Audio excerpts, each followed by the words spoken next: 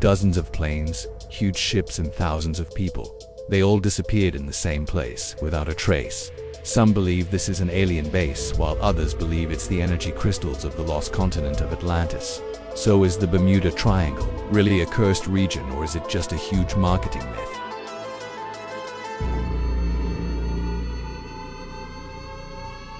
Today, we are lifting the veil of fog.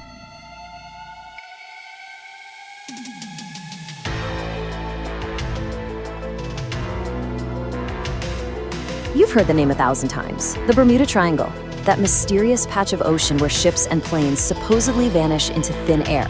So, what's the real story? Is it a paranormal hotspot, or is there something else going on? All right, let's get into it and peel back the layers of this modern legend.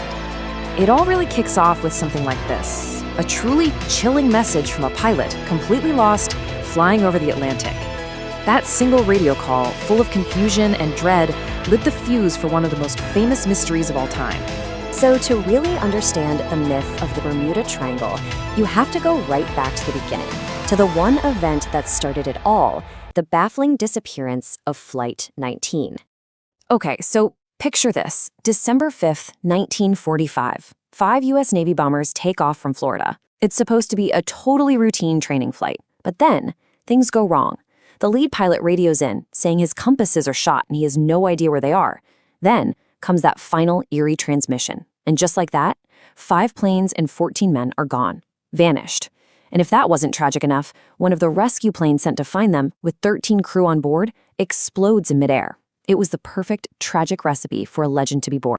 With no wreckage, no bodies, and no answers, you get this huge information vacuum.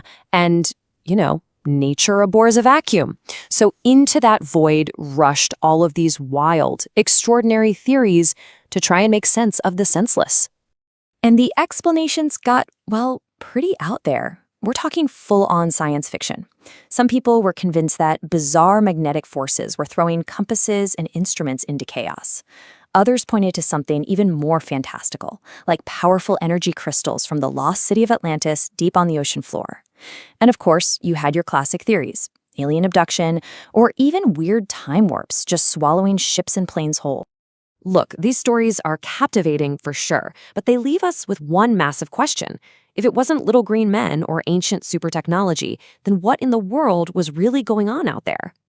As it turns out, the answer from science is, in its own way, just as dramatic and incredible as any of the fiction. The real culprit isn't anything paranormal.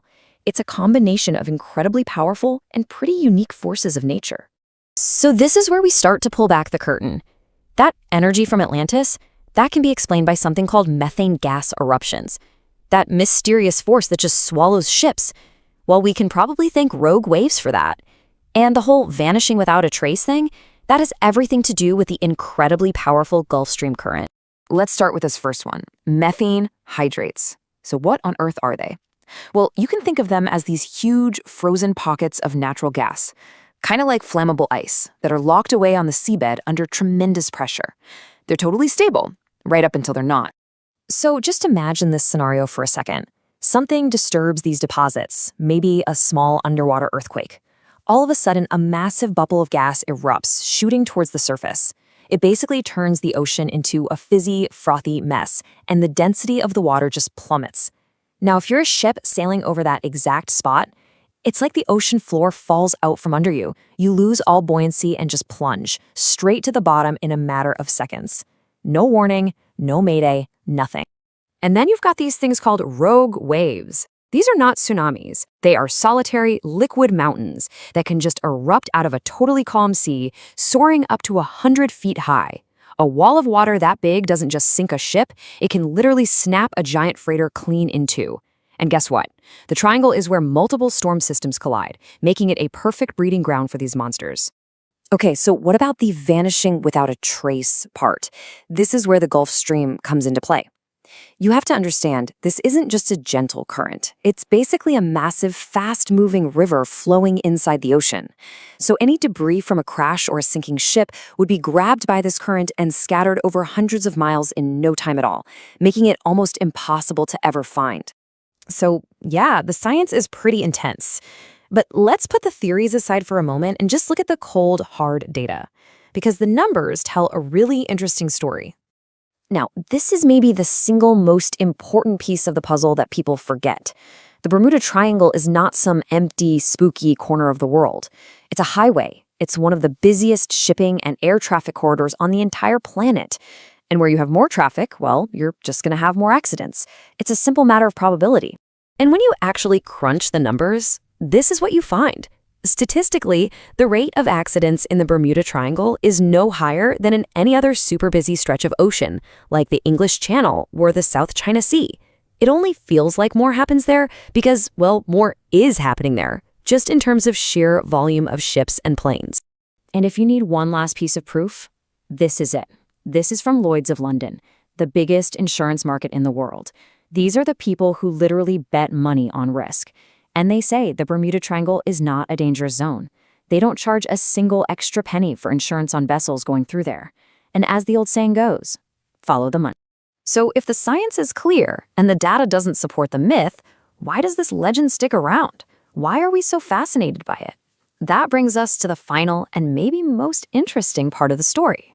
So here's the final verdict. There has never been a single shred of credible evidence for anything paranormal.